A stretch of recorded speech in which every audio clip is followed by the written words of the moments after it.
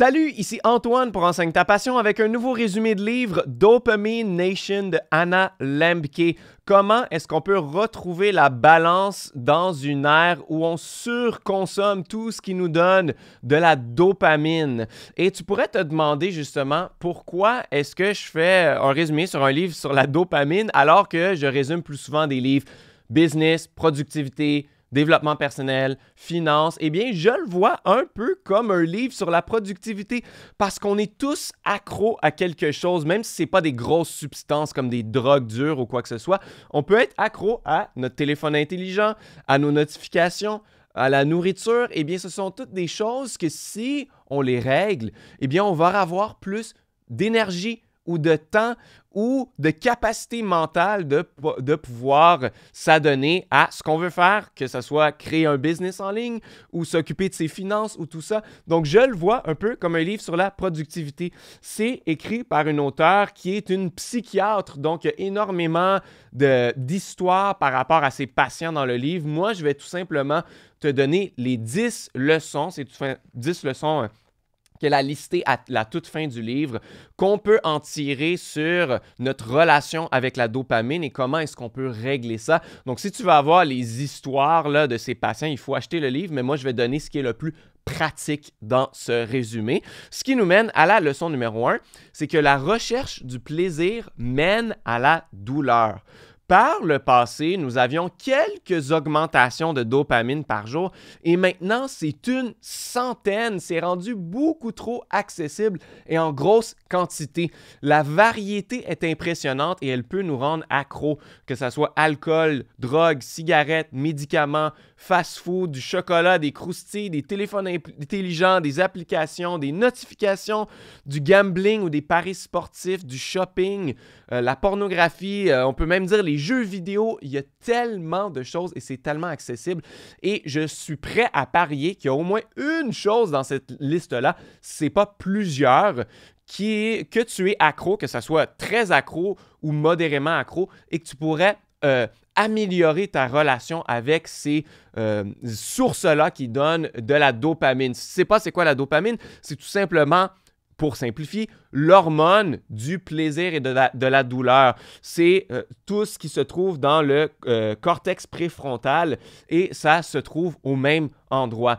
Donc, cette forte quantité de dopamine constante change notre relation envers le plaisir et la douleur, qui sont les deux côtés d'une même médaille dans le cerveau. Comme je t'ai dit, dans le cortex préfrontal, c'est au même endroit, autant le plaisir que la douleur. Et alors, les images qu'elle utilise dans le livre, je les trouve merveilleuses parce que ça aide vraiment à comprendre. C'est sûr que dans le livre, il y a un peu un côté scientifique que moi, je ne suis pas très bon en sciences, donc je comprends pas tous les trucs de récepteurs et de neurones et de tout ça, mais les images comme ça me fait très bien comprendre. Donc, on a c'est comme une balance, le plaisir et la douleur. Donc là, on est du côté du plaisir. On cherche toujours à avoir le plus de plaisir possible. Hein? Chocolat, médias sociaux, jeux vidéo, shopping, etc.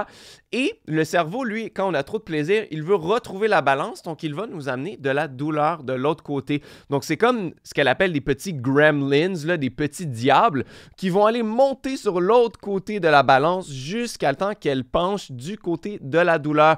Et ça, on l'a tous vécu, hein? Quand on a trop mangé, on se sent pas vraiment bien. Quand on a trop bu d'alcool, eh bien, on a une gueule de bois, on a de la douleur. Donc, souvent, d'abuser de quelque chose qui nous amène du plaisir va nous amener de la douleur de l'autre côté. Et le problème, c'est que plus on va rechercher cette dose de dopamine, plus ça prend une énorme quantité pour avoir le même plaisir qu'on avait avant. La balance va tout simplement décaler. Donc, il va y avoir de plus en plus de petits diablotins de l'autre côté. Il va falloir peser de plus en plus fort pour aller du côté du plaisir, si bien qu'après un certain temps, comme on le voit ici, les petits diables, ils se sont amenés, ils ont complètement déménagé ici, ils font un barbecue, ils sont en plus grand nombre, ils s'amusent intensément, mais nous, il faut peser tellement fort de ce côté-là qu'on n'arrive même plus à amener la balance de l'autre côté. Et c'est pour ça que des gens vont continuer encore de consommer leur drogue ou de l'alcool juste pour se sentir normal. Ils n'arrivent même plus à avoir le plaisir qu'ils avaient avant, mais c'est tellement débalancé, c'est tellement décalé vers le côté de la douleur qu'ils vont consommer seulement pour se sentir normal. Donc, c'est tellement triste quand on se rend à cet endroit-là. Et donc, la leçon numéro 1, c'est d'être conscient de ça, conscient de cette balance et que le plaisir et la douleur sont les deux côtés d'une même médaille. La leçon numéro 2, c'est que la guérison commence par l'abstinence. Quand on est accro à une substance ou à un comportement, il est possible de réinitialiser la balance plaisir-douleur de notre cerveau et de ramener le décalage de cette balance-là pour qu'il soit complètement au milieu. Et ça passe par l'abstinence. Évidemment, ce n'est pas pour tous les comportements ou toutes les substances. Quelqu'un qui prend de fortes doses d'alcool, il ne faut pas arrêter d'un coup, ça peut te tuer. Même, il faut réduire très graduellement, mais pour des trucs comme si tu es accro à ton téléphone intelligent ou à scroller ou aux médias sociaux ou tu es accro aux jeux vidéo ou tu es accro au gambling ou des choses comme ça, eh bien ça, tu peux arrêter d'un coup sec. Ça prend un traitement choc et les 2 premières semaines, ça seront les pires parce que tu vas sentir des symptômes de sevrage. Donc, ton cerveau, il veut sa dose de dopamine auquel il est habitué d'avoir. Donc, ça va être encore plus difficile les 2 premières semaines. Il faut avoir la discipline de passer à travers ça pour que la 3e ou la 4e semaine, on puisse commencer à sentir les bénéfices de ramener la balance plaisir-douleur. Donc, elle utilise un acronyme dans le livre, l'acronyme dopamine, en 8 étapes. Évidemment, ça ne se traduit pas parfaitement en français, donc je l'ai gardé en anglais. La première étape, c'est des data. Donc, c'est de tout simplement prendre les données. Quelle est la substance que tu consommes? Combien de fois est-ce que tu la consommes? Ensuite, c'est O pour objectif. Quel est l'objectif de consommer ou de faire ce comportement-là? Est-ce que tu recherches un plaisir? Est-ce que tu veux t'enlever d'une douleur? Est-ce que c'est pour t'enlever de l'anxiété? Etc. Ensuite, P, c'est pour problème. Quel problème est-ce que la consommation de cette substance-là t'amène dans ta vie? Et ensuite, la 4e étape, c'est justement l'abstinence. Donc là, on se fait un plan pour avoir de l'abstinence, pour arrêter la substance. Ensuite, M pour mindfulness, ça peut se traduire à pleine conscience. Donc, c'est de prendre conscience que ça va être difficile et que tu vas avoir des symptômes de sevrage au départ. Donc, c'est tout simplement de se détacher de soi-même et de dire « Je sais que ça va être difficile, j'observe qu'est-ce qui se passe, même si ça m'apporte de la douleur, même si c'est difficile. » Ensuite, on a I pour insight. Tout simplement voir après la période d'abstinence quels ont été les résultats. Qu'est-ce que ça m'a apporté dans ma vie? Est-ce que ça a apporté du positif, du négatif? Jusqu'à quel point? Ensuite, c'est N pour Next Steps. Quelles sont les prochaines étapes? Est-ce que tu veux continuer ton abstinence parce que ça t'a apporté beaucoup de bien? Est-ce que tu veux réintroduire la substance ou le comportement de façon contrôlée ou en plus petite dose?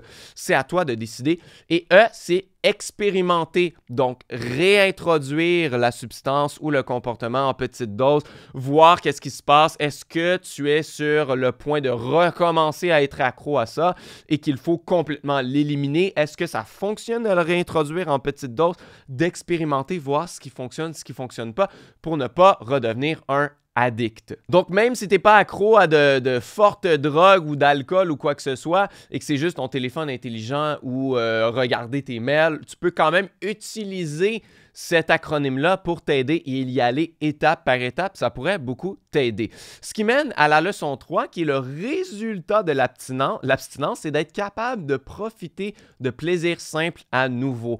Quand on est trop accro, on est trop dépendant à des substances ou des comportements, eh bien, on recherche tellement une forte dose de dopamine qu'on n'est plus capable de profiter de plaisirs simples comme d'aller faire du vélo, de manger un bon repas, de lire un livre, d'aller en randonnée dans la nature, écouter de la musique, passer du temps avec sa famille. Ce sont toutes des choses qu'on n'est plus capable de faire ou on n'est plus capable de ressentir du plaisir par rapport à ça parce que notre balance est beaucoup trop désaxée.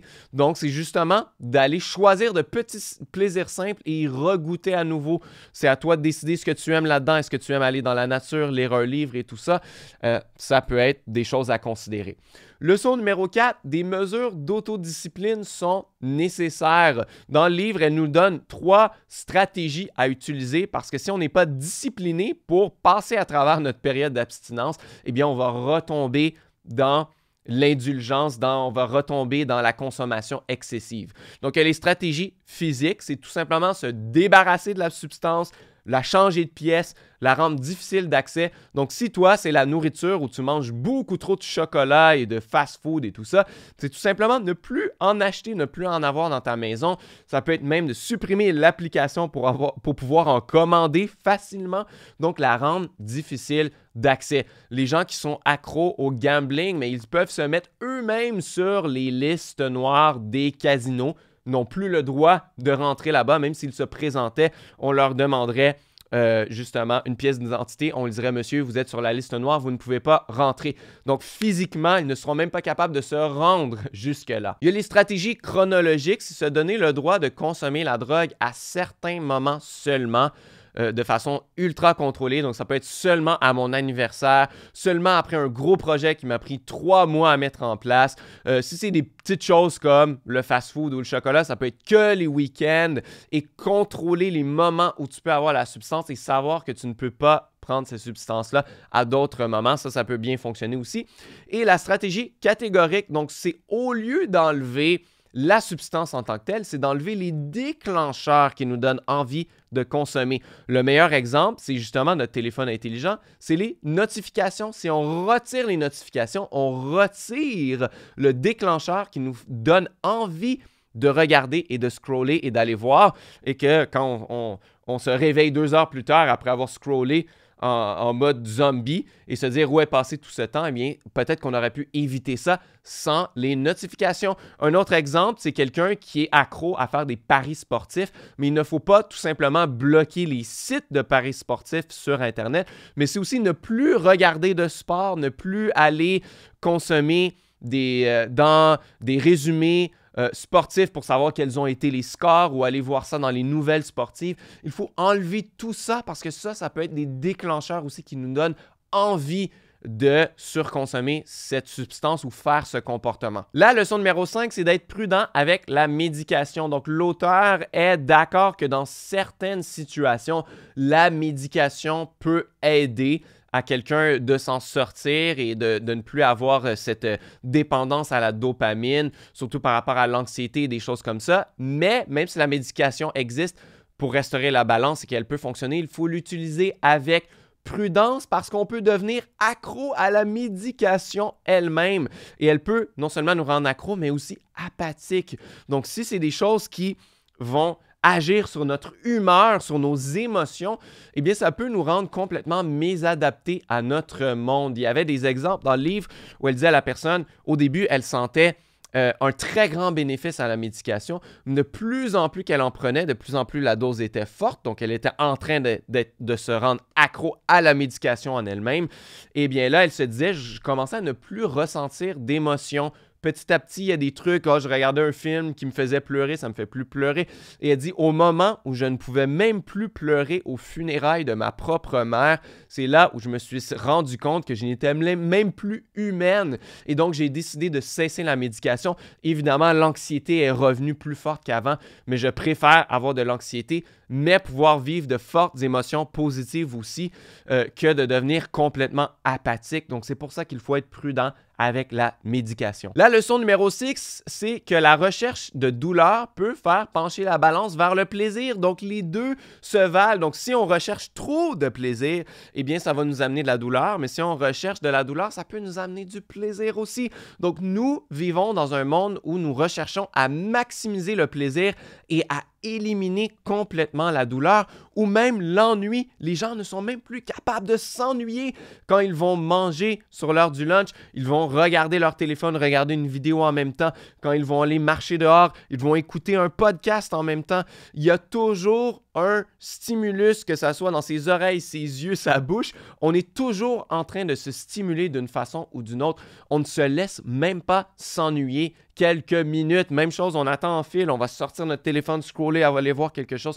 On ne va jamais se laisser s'ennuyer. Ça, c'est parce qu'on veut maximiser notre plaisir et on veut éliminer complètement la douleur. Mais la douleur, elle a un rôle. Elle ne doit pas être éliminée. Il faut l'utiliser aussi. Parce qu'il y a plein de choses qui sont douloureuses, mais qui peuvent être bonnes pour nous, comme faire de l'exercice ou du sport. C'est douloureux, on a mal aux muscles, on est essoufflé, on est raqué le lendemain, mais ça nous apporte beaucoup de bénéfices pour notre santé. De prendre des douches froides, c'est quelque chose qui a été prouvé, c'est bon pour la peau, d'ouvrir et de refermer les pores de la peau. De faire un jeûne, il y a plein de types de jeûnes qu'on peut essayer qui donnent une pause à notre estomac qui peuvent être bons pour nous, surtout si on a abusé de la nourriture par le passé. De travailler sans distraction, ça peut être considéré comme douloureux parce que notre cerveau recherche tellement sa dose de dopamine, il ne va pas l'avoir à travers un travail qui est difficile à faire. Donc, de travailler sans distraction, c'est de renoncer à quelque chose qui pourrait nous apporter plus de plaisir et donc c'est un peu de douleur que l'on vit comme ça. Donc, la balance se vaut des deux côtés et parfois il faut rechercher la douleur pour pouvoir avoir du plaisir aussi. Ce qui nous mène à la leçon 6, il faut faire attention de ne pas devenir accro à la douleur en tant que telle aussi, parce que des comportements de dépendance envers le plaisir peuvent se transposer en dépendance à la douleur aussi. Il faut utiliser la douleur de façon contrôlée et raisonnable. Par exemple, dans le livre, il y avait une histoire de quelqu'un qui abusait, il consommait de la coke, de la cocaïne, et il a commencé à prendre des bains gelés, des bains d'eau froide ou des douches froides, et il a dit « J'ai tellement adoré ce feeling-là, je me sentais bien pendant des heures après, que je suis allé tout le temps de plus en plus froid, de plus en plus froid. » Il en est arrivé qu'il a acheté un gros congélateur, il le remplissait d'eau froide, il le faisait geler jusqu'au lendemain matin à des températures extrêmement froides qui étaient rendues dangereuses pour lui. Il s'est même acheté un moteur pour faire bouger l'eau pour ne pas qu'elle gèle, pour qu'elle soit le plus près du point de congélation. Eh bien ça devenait une dépendance en soi au bain glacé. Et donc, c'est de reprendre ce même comportement-là de dépendance et le remettre vers la douleur au lieu du plaisir. Il y a des gens aussi qui couraient malgré une fracture. Ils couraient tellement, et même s'ils avaient une fracture ou une grosse blessure, ils continuaient de courir. Ils ne pouvaient pas s'empêcher de le faire. Et donc, c'est devenu une dépendance en soi. Donc, il faut utiliser la douleur de façon contrôlée et raisonnable. La leçon numéro 8, c'est les bénéfices de l'honnêteté radicale. Les mensonges, que ce soit envers nous-mêmes ou les autres, sont souvent ce qui perpétue un comportement addictif parce que on se ment à nous-mêmes. Hein? On a tous déjà entendu quelqu'un qui dit « Je peux arrêter quand je veux ». Eh bien, ce n'est pas vrai si tu as besoin de marijuana pour t'endormir le soir, pour te lever le matin, durant la journée. Ce n'est pas vrai que tu peux arrêter quand tu veux. Tu te mens envers toi-même que tout ça est rendu trop loin. Donc, la solution, c'est l'honnêteté radicale car elle offre de nombreux bénéfices selon l'autrice. Premièrement, elle facilite la prise de conscience envers nos actions parce que les accros sont souvent dans le déni. Comme je t'ai dit, de dire « je peux arrêter quand je veux », c'est d'être dans le déni. C'est peut-être la personne qui dit ça, peut-être même qu'elle a déjà tenté d'essayer et qu'il n'a pas réussi par le passé. Et elle continue de dire « je peux arrêter quand je veux ». Donc, étant dans le déni, bien, l'honnêteté radicale nous permet de prendre conscience de nos actions et prendre conscience de la vraie situation. Numéro 2, elle crée des connexions plus intimes avec les autres, ce qui est un facteur de protection pour s'en sortir, ce qu'on va voir dans la leçon numéro 9. Donc, quand on est honnête avec les gens, ils nous font confiance en retour et ça crée une connexion envers ces gens-là qui est beaucoup plus solide et avoir un réseau de gens qui sont là pour nous, ça peut nous aider énormément à s'en sortir au lieu de mentir et d'être seul à travers tout ça. Et elle nous tient responsables de nos actions présentes et futures. Justement, à un de ses patients, elle lui a dit parfait, donc tu n'as pas envie d'arrêter de fumer de la marijuana. Est-ce que tu penses que tu vas le faire encore dans 10 ans? Oh non, non, pas dans 10 ans. Dans 5 ans? Oh non, non, pas dans 5 ans. Dans 1 an? Là, il réfléchissait. j'avoue que si je suis pour arrêter dans 1 an, je devrais peut-être commencer en ce moment. Et là, ça lui a fait réfléchir que finalement, mes actions futures sont aussi mes actions présentes. Je peux pas me dire que je vais arrêter dans 1 an et ne pas commencer tout de suite parce que 1 an, ça va en créer 2, qui vont en créer 3 et finalement, on ne s'en sort jamais. Donc, on se tient responsable de nous-mêmes quand on est honnête et de façon radicale. Et il est aussi possible de devenir accro à l'auto-victimisation ou aux réactions des autres face à nos histoires de dépendance. Donc, non seulement on peut être accro au plaisir ou à la dopamine, on peut être accro à la douleur et on peut être accro aussi être dépendant aux histoires que l'on raconte par rapport à ça. Dans le livre, elle disait qu'elle allait à une conférence où c'était des gens qui se sont sortis de leur dépendance et qu'ils allaient sur la scène et qu'ils racontaient leurs histoires touchantes. Et la personne qui était assise à côté d'elle, c'était la prochaine à entrer sur la scène et il lui a donné un petit coup de coude et il a dit « Prépare-toi à pleurer ». Et puis là, elle a dit « Je me suis senti vraiment bizarre parce que j'ai eu l'impression qu'il était accro aux réactions des gens face à son histoire et donc son histoire m'a moins touché parce que c'était comme ça m'a fait sentir bizarre qu'il me dise prépare-toi à pleurer comme si et donc ça elle a appelé ça les drunkalogues. C'est comme les dialogues de gens en état d'ébriété. C'est comme si dans les rencontres d'alcooliques anonymes, eh bien, les gens qui sont trop accros à raconter leurs histoires quand ils étaient en état d'ébriété, ça revient au même qu'être accro à l'alcool parce qu'ils s'attachent à ça. Ils racontent « Ah, c'était tellement intense quand j'étais sous et j'ai fait tel truc. » Et là, tout le monde sont scotchés à leurs histoires. Ils aiment l'attention par rapport à ça. Et finalement, leur identité d'être quelqu'un qui buvait de l'alcool, ils s'y attachent encore parce qu'ils ont de l'attention par rapport à ça. Ils ont presque une validation par rapport à ça qui est addictive elle aussi. Donc, il faut faire attention à ça. On peut être aussi accro à ces comportements-là. La leçon numéro 8, c'est la honte prosociale est primordiale pour s'en sortir. Donc, selon l'auteur, il y a 2 types de honte parce que quand on est radicalement honnête avec nous, mais ça nous donne de la honte. On est honte de s'être rendu jusque-là. Comment est-ce que je m'en suis rendu jusque-là? Comment est-ce que j'ai fait pour ne pas arrêter ça en plein milieu avant qu'il soit trop tard, avant que ça soit beaucoup trop addictif, avant que je sois rendu trop loin? Pourquoi j'ai pas eu la discipline de le faire? Ça nous mène beaucoup de honte. Et la honte destructive, c'est quand on a une surconsommation de la substance ou du comportement, ce qui nous amène de la honte. Et ensuite, on va mentir par rapport à notre comportement, ce qui va mener à de l'isolation. On se sent isolé parce qu'on ment à nos amis, à notre famille, à nos enfants. On cache nos comportements, on garde tout pour soi. Et ce sentiment d'isolation mène à encore de la surconsommation. Et là, c'est une roue sans fin destructive. Qu'est-ce qu'il faut? C'est la honte prosocial. Donc, on commence avec la surconsommation, évidemment, parce qu'on est déjà dans un état de dépendance, ce qui nous mène à la honte. Et là, au lieu de mentir, on va avoir l'honnêteté radicale. Et avant d'en arriver à l'acceptation, il faut avoir des gens qui nous ont écoutés et qui sont là pour nous. Donc, dans le livre, elle donne un exemple d'une personne qui était accro à l'alcool et puis elle est allée dans son église et elle en a enfin parlé à son prêtre et il s'est senti mal et bizarre. Elle a dit « Ah ouais, bon, ben arrête de faire ça, mais n'en parle surtout pas aux autres. Je veux pas que tu influences les autres dans l'église. C'est pas nos valeurs. » Et finalement, elle s'est sentie complètement isolée. Donc, c'était quand même une boucle destructive, même si elle avait dit la vérité. Donc, non seulement il faut dire la vérité, être honnête radicalement, mais il faut le faire à des gens ou des réseaux sociaux de personnes qui sont prêts à nous dire « Merci d'avoir dit la vérité.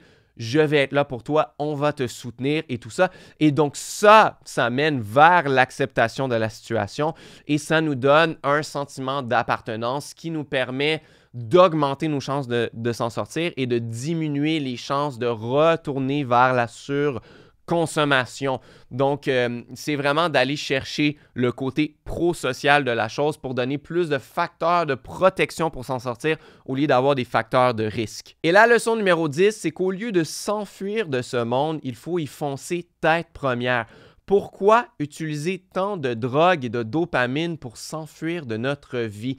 Et si, au lieu de chercher à s'enfuir, on acceptait le monde tel qu'il est, avec ses plaisirs simples et ses douleurs, et qu'on y plongeait sans s'échapper? Parce qu'on le voit que de rechercher le plaisir encore et encore, ça fait décaler la balance et que de plus rien ne nous apporte du plaisir. Donc pourquoi est-ce qu'on ne peut pas aller chercher quelques plaisirs simples et accepter que les meilleures choses dans la vie, ce sont des choses difficiles. Ceux qui peuvent nous amener le plus de bonheur, c'est ce qui peut nous amener le plus de douleur aussi. Le meilleur exemple, c'est avoir des enfants. Il y a plein de gens qui disent « Mes enfants, je ne retournerai jamais en arrière, je les aime plus que tout au monde. » Mais on ne dort pas pendant des années, ça nous mène plein de problèmes, on n'a plus de temps pour nous, on est fatigué, ça nous amène beaucoup de douleur, mais de hautes doses de bonheur aussi. Même chose pour bâtir un business en ligne. 95% de ce qu'on va essayer, ça ne fonctionnera pas, ça prend plusieurs années avant que ça marche, on est découragé, c'est difficile de percer et de réussir et d'atteindre les résultats qu'on veut vraiment. Il faut s'essayer encore, se relever, échouer, se relever encore. C'est difficile, mais ça peut nous amener de superbes résultats, ça peut changer notre vie. Alors, tout ce qui est le plus plaisant dans la vie est aussi le plus douloureux et le plus difficile. Il faut accepter cela. Il faut vivre dans le monde qu'on vit de la façon qu'il fonctionne et de comprendre que de rechercher simplement le plaisir sans douleur, c'est une recherche qui va nous amener dans la dépendance qui ne va jamais mener à quelque chose de bien à la fin de tout ça. Donc, c'est une acceptation. J'espère que ce résumé de livre t'a été très utile. Premièrement, tu peux t'abonner à ma chaîne si tu veux en voir d'autres. Je fais énormément de résumés de livres. C'est rendu presque systématique. Quand j'en lis un, j'en fais un résumé et je le mets sur ma chaîne. Et puis, si jamais tu es intéressé à faire de ta passion ton travail, il y a probablement quelque chose qui te passionne et tu aimerais en faire ta vie, eh bien, j'ai un guide gratuit pour toi. C'est le premier guide dans la description, le premier lien dans la description plutôt. Je vais te montrer comment prendre ta passion et en faire un business en ligne qui est minimaliste, qui ne te prend pas trop de temps chaque semaine et qui va pouvoir te ramener plus d'argent dans le long terme, avoir plus de flexibilité de faire ce que tu aimes. Moi, j'ai pris ma passion pour la guitare, j'ai créé des cours en ligne, j'ai créé des vidéos YouTube, une chaîne YouTube et maintenant, je gagne ma vie avec ça. Je suis tellement heureux de faire ma passion, mon travail et je veux redonner au suivant. Donc, si ça t'intéresse, tu peux aller le chercher, premier lien dans la description. C'est mon petit cadeau que je te donne pour avoir écouté ma vidéo jusqu'à la fin. Merci énormément d'avoir écouté et on va se revoir dans une nouvelle vidéo très bientôt.